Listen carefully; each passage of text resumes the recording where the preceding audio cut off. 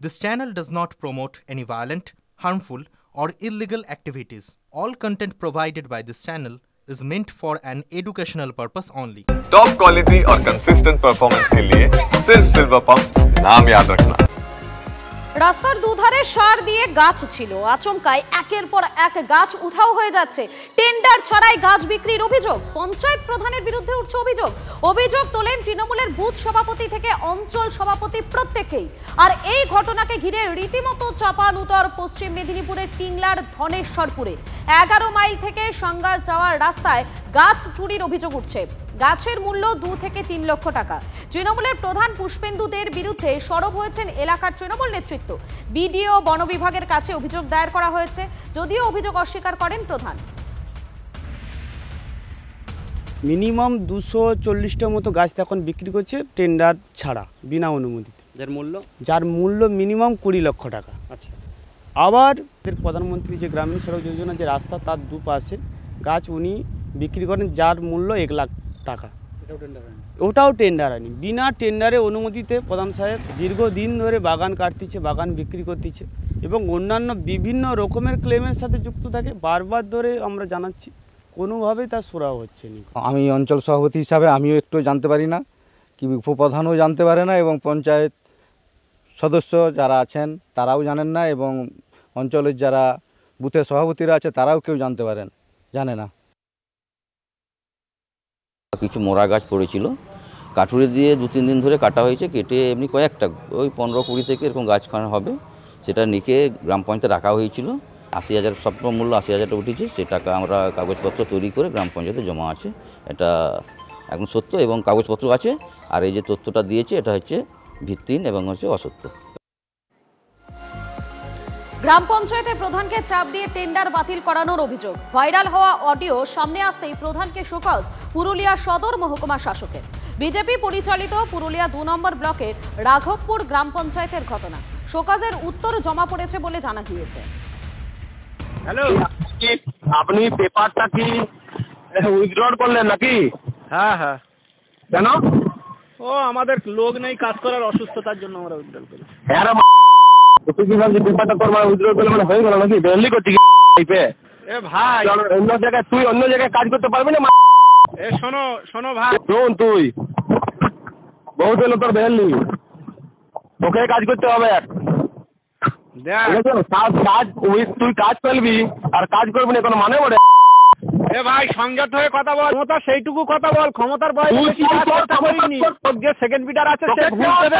তোকে কেউ বাঁচাবে না, তোকে বারবার বলছি, তো কেউ বাঁচাবে নাই। ডাক তোর বাপকে, তোকে যেদিন দেখবো সেদিনই মারবো, তুই ভাবিস না। এপ্রিল মাসে পঞ্চদশ অর্থ কমিশনের কয়েক লক্ষ টাকার একটি টেন্ডারের নোটিশ করে পঞ্চায়েত।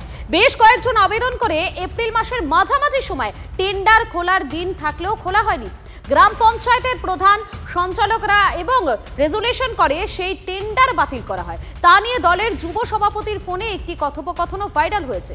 সেখানে শোনা যাচ্ছে বিজেপির যুব সভাপতি প্রধানকে টেন্ডার না খোলার জন্য চাপ দিচ্ছেন। ওখানে নানা রকম যারা আমরা সদস্যরা যারা প্ল্যান দিচ্ছে, সেই প্ল্যান পরিবর্তন করছে এনএস এবং টেন্ডার বার করছে। ওর কিছু ঠিকাদার এলাকায় আছে এবং ফোনের মাধ্যমে তাকে ওইখানে এলাকায় ড্রপিং করতে বলছে। দলগতভাবে আমাকেও নির্দেশ দিয়েছে যেমন প্রধান কোনো রকমে দুর্নীতির সঙ্গে না ফেসে যায়। ওখানে সেক্রেটারি এনএস নানা কোনো রকম রাজনৈতিক প্রক্রিয়ার মাধ্যমে আমাদের প্রধানকে দুর্নীতির সঙ্গে ফাঁসাবার প্রচেষ্টা চলছে। উচ্চ দিয়েছেন কি কি কারণে করা হয়েছিল, যে পরিকল্পনা অনুযায়ী টেন্ডার হয়নি এই বলে উনি লিখেছেন। জাস্ট এটা এখনো দেখাশোনা চলছে। আমি ভিডিওকে বলেছি যে ব্যাপারটা আরো একটু গভীরভাবে গিয়ে দেখতে। ভাইরাল অডিওতে একটি কণ্ঠ বিজেপি যুব নেতা সুবর্ণ পাঠকের। স্বীকার করছেন পঞ্চায়েত প্রধান, এবং যদিও যাবতীয় অভিযোগ অস্বীকার বিজেপি যুব সভাপতি। এই যে অডিও, এই অডিও কার? কোনটা? যে অডিও শোনা যাচ্ছে এখন, যে শুনলেন দেখুন তো, ওই আমার সাথে যে কথা বলেছিল। কার? ওইটা বলেছিল সুবর্ণর কথা, ভাষাটা সুবর্ণ। আচ্ছা আচ্ছা আচ্ছা। তো এই যে অভিযোগ উঠছে যে দুর্নীতির একটা, আপনাদের উপপ্রধানও বলছে যে দুর্নীতি হয়, কি বলবেন? দুর্নীতি কোনটা দুর্নীতি? এইভাবে যদি এটাই দুর্নীতি কী করে ইয়া যায়, আমি বলি যে এটাই যে দুর্নীতি এরকম হচ্ছে না, সেটা আমি কী করে জানবো? আমরা বুঝতেই পারি, কিন্তু আমি সরল ইয়া করে বলেছি, সেইভাবে ওরা একটা ফায়দা মূল্য করছে আমার উপর, পার্টির লোকেরই। পার্টির লোকে বুঝতেন তো, আপনার দলের লোকেই আপনার উপর প্রেসার ক্রিয়েট করছে। পার্টি আপনার আমার দলেরই এখন আছে, জেলা আছে। আর আমাদের কোনো এখানে দুর্নীতি নেই। দুর্নীতি আদার যারা দল আছে তারা করে, বিরোধী দলরা করে। এখানে যারা দুর্নীতির কথা বলছে তারা সম্পূর্ণভাবে মিথ্যে। হ্যাঁ, কিছু ভুল ভ্রান্তি ঘটছে যেটা অফিস কর্তৃপক্ষ দ্বারা করা হচ্ছে। হ্যাঁ, পঞ্চায়েত অফিস কর্তৃপক্ষ, সেক্রেটারি আছে, এনএস আছে, আর বাকি অনেকেই যুক্ত আছে তার মধ্যে। অবশ্যই আমরা ধারণা করছি তারা একটা বিশাল দুর্নীতির সাথে যুক্ত আছে। গোষ্ঠীদ্বন্দ্বের জেরে দুর্নীতি হচ্ছে দাবি তৃণমূলের।